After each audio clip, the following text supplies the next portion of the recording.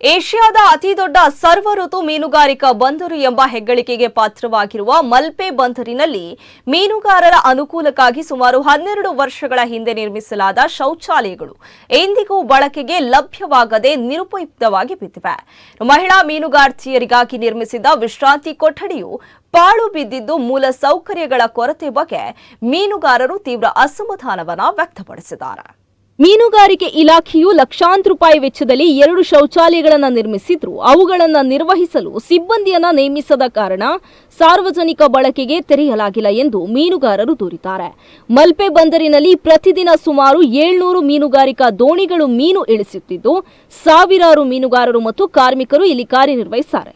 ಆದರೆ ಶೌಚಾಲಯದ ಸೌಲಭ್ಯ ಇಲ್ಲದ ಕಾರಣ ಅವರು ಕಿಲೋಮೀಟರ್ಗಳಷ್ಟು ದೂರ ತೆರಳಿ ಶೌಚಾಲಯ ಬಳಸಬೇಕಾದ ಅನಿವಾರ್ಯತೆ ಎದುರಿಸುತ್ತಿದ್ದಾರೆ. ಮೀನುಗಾರಿಕೆ ಇಲಾಖೆ ವತಿಯಿಂದ ಲಕ್ಷಾಂತರ ರೂಪಾಯಿ ಖರ್ಚು ಮಾಡಿ 2 ಟಾಯ್ಲೆಟ್ಗಳನ್ನು ಕಟ್ಟಿಸಿದ್ದಾರೆ.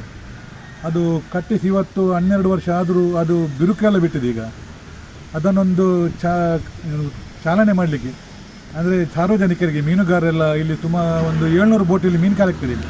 ಸುಮಾರು ಒಂದು 600-700 ಬೋಟ್ ಈ ಭಾಗದಲ್ಲಿ ಮೀನು ಖಾಲಿ ಮಾಡೋದು ಈ ಥರ ಕೆಲಸ ಕಾರ್ಯಗಳನ್ನು ಮಾಡ್ತಾರೆ. ಮತ್ತು ಅದಲ್ಲದೆ ಇಲ್ಲಿ ಕೆಲವು 100 ಅಂಗಡಿಗಳಿವೆ. ಇಲ್ಲಿ ನಮಗೆ ಮೀನು ಖಾಲಿ ಮಾಡಿ ಮನೆ ಆಚೆ ಹೋಗುವಾಗ ಟಾಯ್ಲೆಟ್ಗೆ ಹೋಗಲಿಕ್ಕೆ ಅದು ಇನ್ನೂ ಕೂಡ ಆರಂಭ ಆಗಲಿಲ್ಲ.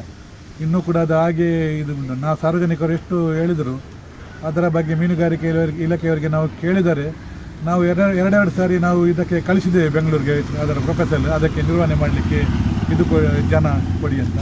ಆದರೂ ಇಷ್ಟರವರೆಗೂ ಅದನ್ನೇ ಮಾತನ್ನು ಹೇಳ್ತಾರೆ ವಿನ ಅದನ್ನು ಓಪನ್ ಮಾಡಿ ಮೀನುಗಾರರಿಗೆ ಉಪಯೋಗಕ್ಕೆ ಇನ್ನೂ ಕೂಡ ಕೊಡಲಿಲ್ಲ. ಈಗ ಮುಂದಿನ ದಿನದಲ್ಲಿ ನಮಗೆ ಆದಷ್ಟು ಬೇಗ ಅದು 2 ಟಾಯ್ಲೆಟನ್ನು ಅದನ್ನು ದುರಸ್ತಿಪಡಿಸಿ, ಅದು ಈಗ ಬಂದು ಇದ್ದು 10-12 ವರ್ಷದಿಂದ ಬಂದು ಬಿದ್ದು ಎಲ್ಲ ಇದಾಗಿದೆ. ಶೌಚಾಲಯಗಳ ನಿರ್ವಹಣೆಗಾಗಿ ಸಿಬ್ಬಂದಿಯನ್ನ ನೇಮಿಸುವಂತೆ ಮೀನುಗಾರಿಕೆ ಇಲಾಖೆಗೆ ಹಲವು ಬಾರಿ ಮನವಿ ಸಲ್ಲಿಸಿದ್ರು ಯಾವುದೇ ಕ್ರಮ ಕೈಗೊಂಡಿಲ್ಲ. ಜನಪ್ರತಿನಿಧಿಗಳು ಕೂಡ ಇತ್ತ ಗಮನ ಹರಿಸ್ತಾ ಇಲ್ಲ ಎಂದು ಮೀನುಗಾರರು ದೂರಿದ್ರು. ಕುಡಿಯುವ ನೀರಿನ ಟ್ಯಾಂಕ್ ಕೂಡ ದುಸ್ಥಿತಿಯಲ್ಲಿದ್ದು ನಿರ್ಮಿಸಲಾದ ಮೂಲಸೌಕರ್ಯಗಳು ನಿರ್ವಹಣೆಯ ಕೊರತೆಯಿಂದ ಹಾಳಾಗುತ್ತಿವೆ. ಹಾಗಾಗಿ ಕೂಡಲೇ ಶೌಚಾಲಯಗಳನ್ನು ದುರಸ್ತಿಗೊಳಿಸಿ ಅವುಗಳ ನಿರ್ವಹಣೆಗೆ ಸಿಬ್ಬಂದಿಯನ್ನ ನೇಮಿಸಬೇಕು.